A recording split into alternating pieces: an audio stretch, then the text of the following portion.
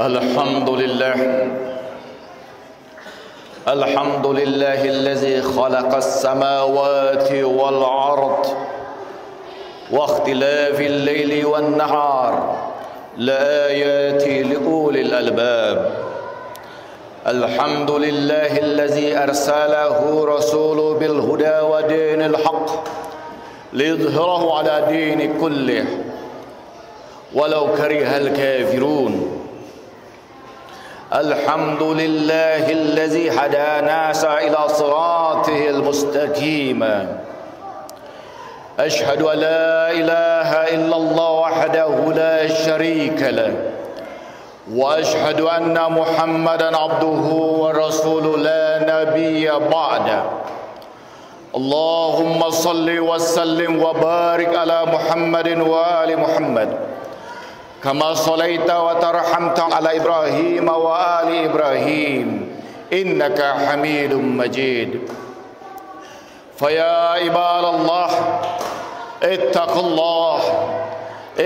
الله حق تقاته ولا تموتن إلا وأنتم مسلمون. Hadirin sidang Jumat yang dimuliakan Allah, marilah kita terus berusaha untuk mendekatkan diri kita kepada Allah Subhanahu wa taala. Merajut lagi hubungan ruhaniyah kita, menghubungkan hati kita ke alam malakut sehingga kita mampu melewati perjalanan kehidupan ini dalam tuntunan ilahiyah. Hari-hari ini hari-hari yang dipenuhi dengan beragam kampanye. Ada banyak sekali wajah yang terpampang di pinggir-pinggir jalan. Ada banyak orang yang menampilkan diri untuk dipilih sebagai pemimpin bangsa ini. Pada bulan yang akan datang, kita akan memilih salah satu putra terbaik di negeri ini, yang kelak akan menjadi pimpinan kita di negeri ini. Semoga Allah Subhanahu wa taala menetapkan pemimpin yang baik bagi negeri kita ini. Pemimpin adalah amanah, bukan hanya sekedar sebuah jabatan, tetapi ada pertanggungjawaban di sisi Allah Subhanahu wa taala. Di dalam kitab Nahjul Balaghah fi risalah salasa wa khamsin, dalam risalah ke-53, dalam syarah Ibnu Abil Hadid Al-Mu'tazili, ada surat atau risalah dari Khalifah keempat Amirul Mukminin Ali bin Abi Thalib ila Wali al-Masr Malik al-Ashtar. Sebuah risalah pertama yang kemudian bagian dari risalah itu dilekatkan dan ditempatkan di gedung Persatuan Bangsa-Bangsa. Sebuah risalah tentang nasihat bagi para pemimpin yang akan memimpin bangsanya. Risalah terhadap gubernur Mesir yang pada saat itu Malik al-Ashtar. Risalah yang cukup luar biasa tentang pemerintahan, tentang etika bagi seorang pemimpin. Saya mengkhulasahkan dalam 10 bagian kecil. Tentu ada banyak lagi dari risalah itu, hal-hal yang luar biasa. Di antara hal-hal yang saya khulasahkan, poin-poin penting. Yang pertama, bahwa seorang pemimpin adalah orang yang harus menahan diri dari hawa nafsunya. ثم إعلام يا مالك أني قد وجهتك إلى بلاد قد جرت عليها دول قبلك من عدل وجور وأن الناس ينظرون من أمورك في مثل ما كنت تنظرون فيها من أمور ولاة قبلك ويقولون فيك ما كنت تقول فيهم وإنما يستدل على الصالحين bima yajri Allahu lahum ala alsina ibadi falyakun habuz zakhair zakiratil amal salih fa'amlik hawaka wasyaha binafsika amma la yahillu laka. Ketahuilah wahai Malik, sesungguhnya aku kirim engkau ke sebuah negeri yang telah lewat sebelumnya bergantian, para pemimpin sebelum dirimu, baik yang adil maupun yang zalim. Dan sesungguhnya manusia atau rakyat menyaksikan seluruh urusanmu.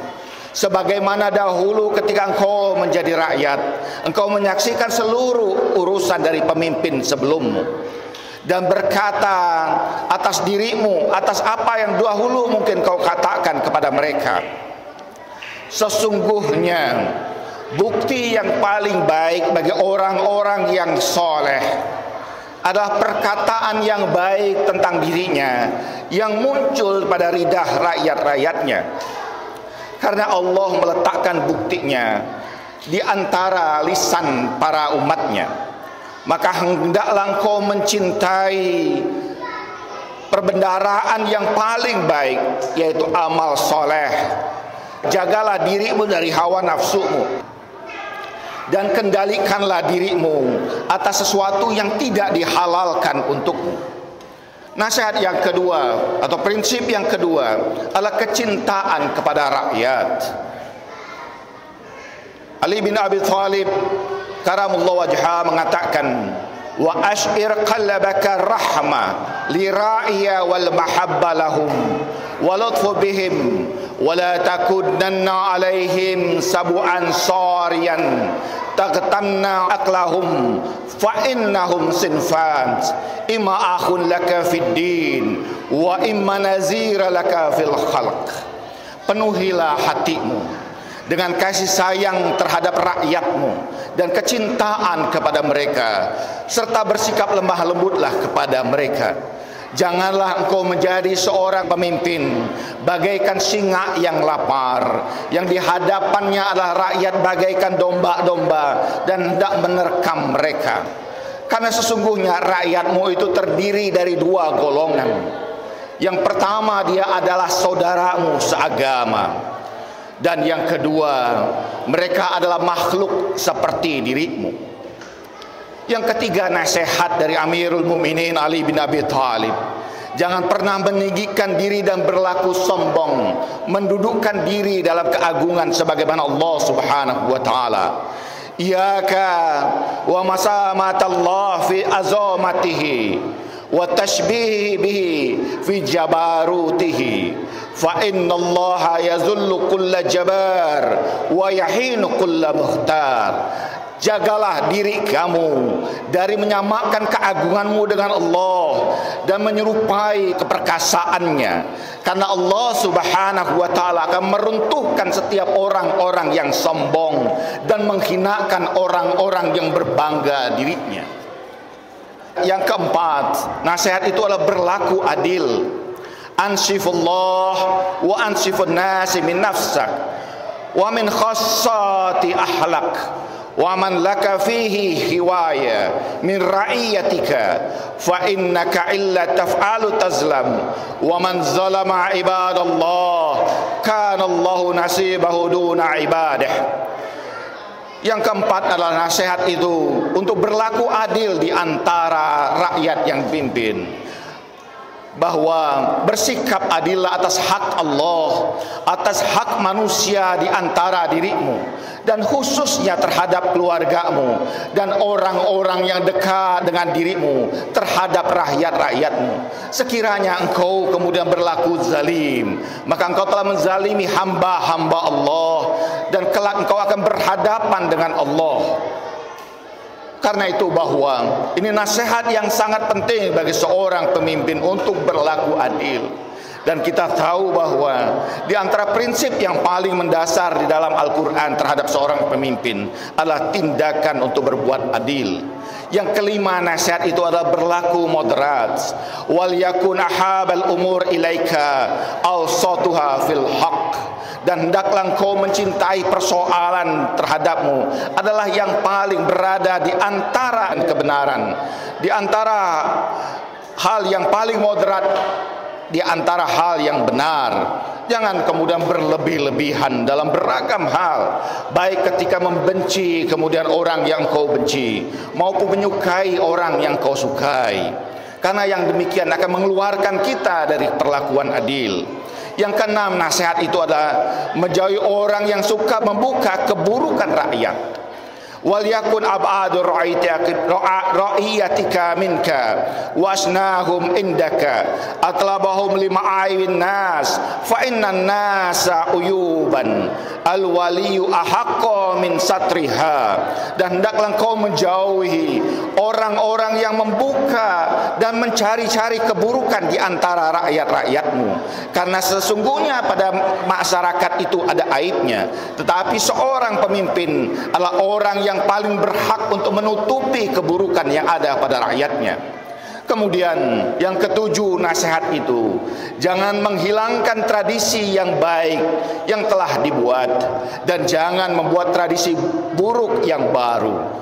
Wala tanqudu sunnatal salihatil amal biha suduri hadil umma wala tahaddasna bisunnatin tadarra bisyai'in mimma fi tilkas sunat.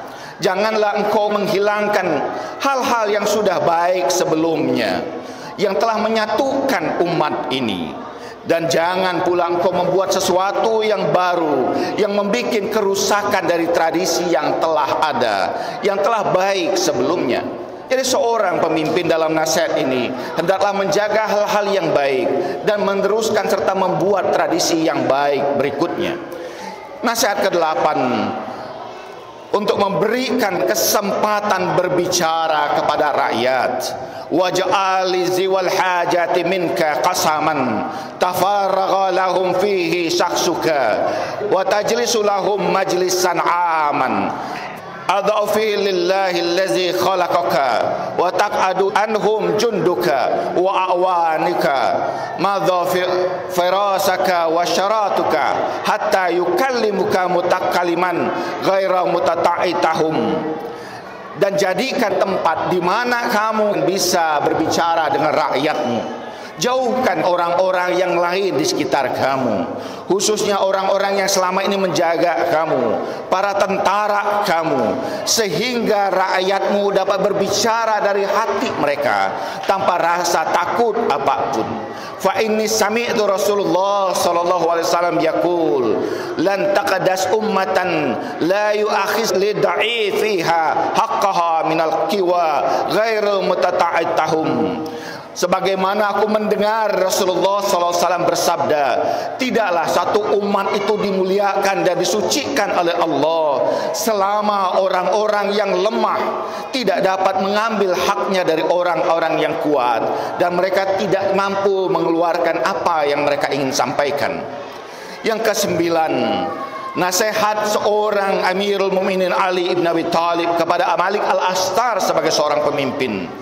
Jangan menumpahkan darah orang-orang yang tidak bersalah.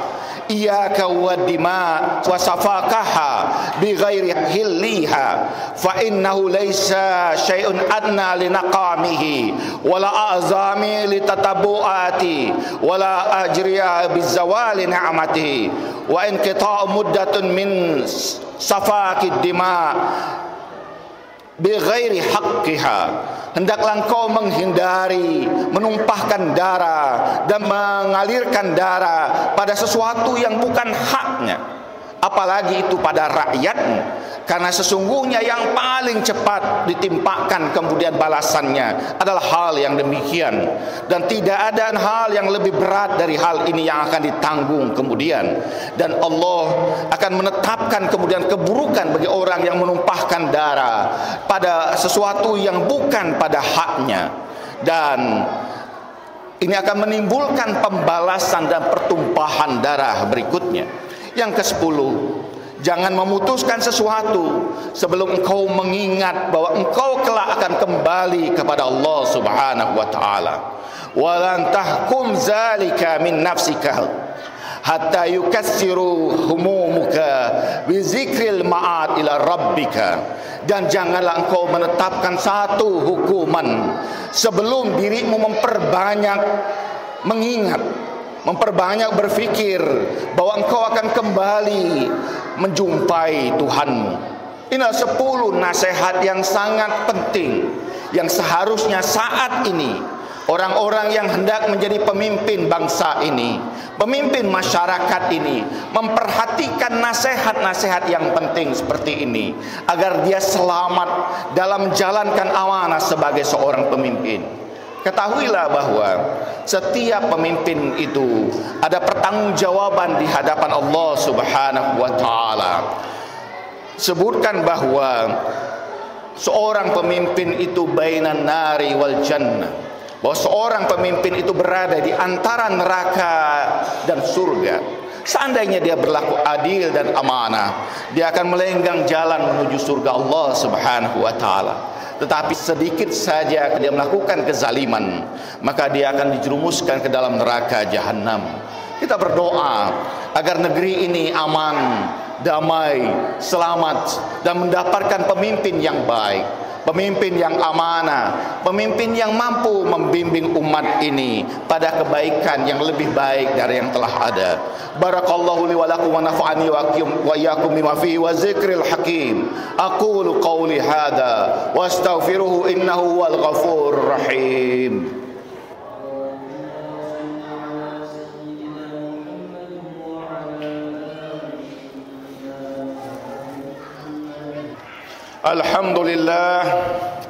Alhamdulillahi rabbil alamin, wassalatu wassalamu ala ashrafil anbiya'i wal mursalin, sayyidina wa habibina wa syafi'i qulubina wa maulana bil qasim Muhammad. Allahumma salli wa sallim wa barik ala Muhammadin wa ali Muhammad kama sallaita wa tarhamta ala Ibrahim wa ali Ibrahim innaka Hamidum Majid. Hadirin sidang Jumat yang dimuliakan Allah, Rasulullah sallallahu alaihi wasallam bersabda, la farqu bainal ajami wal arab, walakin al-karamata indallahi at-taqwa. Inna akramakum indallahi atqakum. Tidak ada perbedaan antara Arab dan Ajam, tetapi kemuliaan di sisi Allah ada ketakwaan. Sesungguhnya yang paling mulia di antara kamu adalah yang paling bertakwa. Semoga Allah Subhanahu wa taala selalu membimbing kita dalam jalan ketakwaan. A'udzubillahi minasyaitonir rajim. Bismillahirrahmanirrahim. Allahumma salli wa sallim wa barik ala sayyidina Muhammadin wa ali Muhammad. Ya Allah, bimbinglah kami dalam kehidupan kami, dalam membimbing diri kami untuk berjalan menuju-Mu ya Allah. Allahumma ya Allah, bimbinglah kami melewati beragam ujian dan cobaan dalam kehidupan kami dengan keimanan dan ketakwaan kepada-Mu ya Allah. Bimbinglah kami untuk selalu berlaku baik dalam kehidupan kami, menjauhi segala keburukan, dosa dan maksiat. Allahumma ya Allah, sekiranya ada dosa dan kesalahan pada kami di tempat ini, kami memohon ampunan-Mu ya Allah. Ampunilah seluruh dosa dan keburukan kami, dosa kedua orang tua kami. Muliakan ya Allah kedua orang tua kami, sekiranya mereka masih hidup bersama dengan kami. Panjangkan usia mereka ya Allah, anugerahkan kesehatan bagi mereka ya Allah. Berikan kemampuan bagi kami untuk bersabar dalam melayani mereka ya Allah. Allahumma ya Allah, berikan kami kesempatan untuk membahagiakan kedua orang tua kami. Sekiranya kedua orang tua kami telah terbaring di alam kubur mereka ya Allah, sampaikan kerinduan kami untuk mereka. Muliakan mereka, angkat azab kubur dari mereka ya Allah. Jadikan kubur mereka taman di antara taman surga-Mu ya Allah. Allahumma ya Allah, lindungilah kami, lindungilah pasangan kami, lindungilah rumah tangga kami dalam kebaikan ya Allah.